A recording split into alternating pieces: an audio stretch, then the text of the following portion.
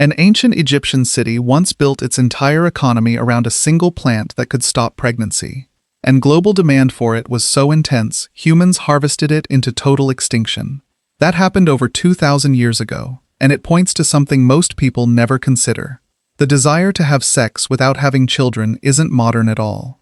It's one of the oldest, most consistently documented pursuits in human history. The oldest written evidence comes from the Kahun Gynecological Papyrus, an Egyptian medical text from around 1825 BCE. It describes contraceptive pessaries made from crocodile dung, mixed with fermented dough, along with a separate honey and natron preparation.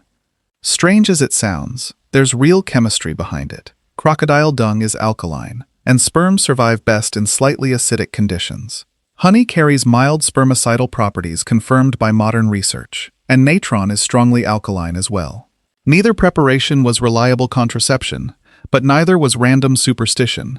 These were genuine attempts at applying observed chemical logic with the materials available at the time. This pattern shows up everywhere: Mesopotamian texts, Indian Ayurvedic medicine, and ancient Chinese sources all describe contraceptive preparations. Skeletal evidence from prehistoric populations shows birth spacing of roughly 3 to 4 years, longer than pure biology alone would predict, suggesting at least part of that spacing was deliberately managed, whether through extended nursing, lower body fat from active lifestyles, or intentional practice. The strongest evidence lives in plants. Across cultures with zero contact with each other, ethnobotanists have documented strikingly similar categories of contraceptive and abortifacient plants. This isn't coincidence. Plants naturally produce chemical compounds for their own defense that happen to interact with mammalian reproductive hormones, and traditional knowledge about which plants did what accumulated, across countless generations of careful observation, passed on almost entirely through informal channels between women. Wild carrot seeds, described by Hippocrates in the 5th century BCE, contain compounds that interfere with progesterone and implantation, a claim modern research has partially confirmed. But the most dramatic example is Silphium, a plant that grew only near the Greek colony of Cyrene in North Africa. Ancient physicians repeatedly documented its powerful contraceptive and abortifacient effects at different doses, and demand made it one of the most valuable commodities in the ancient Mediterranean, sometimes described as worth more than silver, even gold. That demand drove the plant into complete extinction by the 1st century CE, with the last known stock reportedly sent to Emperor Nero as a curiosity. An entire species consumed out of existence by its own usefulness. If ancient history full of details like this keeps you hooked, subscribing means you'll never miss the next deep dive. Greek and Roman physicians took contraceptive knowledge further into systematic medicine. Soranus of Ephesus, writing in the 2nd century CE, produced a detailed gynecological text distinguishing contraceptives from abortifacients, and ranking methods by both effectiveness and safety, genuine clinical reasoning for the era. His recommendations included pessaries soaked in olive oil, cedar resin, and pomegranate pulp, substances modern research confirms carry real spermicidal or hormonal effects. He also recommended white lead, which does kill sperm effectively. And, over time, the woman using it, a trade-off he apparently considered acceptable. Physical barrier methods appear across unconnected traditions, each solving the same mechanical problem independently. Egyptian linen sheaths likely served disease prevention as much as contraception. Japanese traditions describe coverings made from tortoise shell and later animal intestine. Roman sources describe goat bladder used the same way. Different materials, same underlying idea, discovered separately. Some methods required nothing at all. Withdrawal appears in nearly every studied culture throughout history, referenced as far back as the Hebrew Bible in the story of Onan. Modern estimates put its effectiveness around 73% with typical use. Imperfect, but free, requiring no preparation, and therefore appealing across the entire span of human history.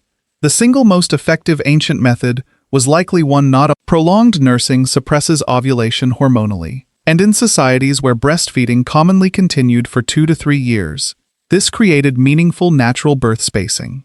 Some traditional societies explicitly extended nursing specifically for this contraceptive effect, based on anthropological accounts of women describing that exact motivation. Cycle-based timing, by contrast, was almost universally wrong. Hippocrates believed conception was most likely right after menstruation, nearly the opposite of when ovulation actually occurs, roughly 2 weeks before the next period. Anyone relying on ancient safe period methods before the 20th century was working from information that was not just incomplete, but fundamentally backwards on its most important detail. Reproductive control wasn't simply personal preference, it was frequently survival. In Rome, enslaved women faced the constant threat of pregnancy resulting from sexual violence, making contraceptive knowledge urgently necessary. Free Roman women navigated different pressures around legitimate heirs, household resources, and strict adultery laws.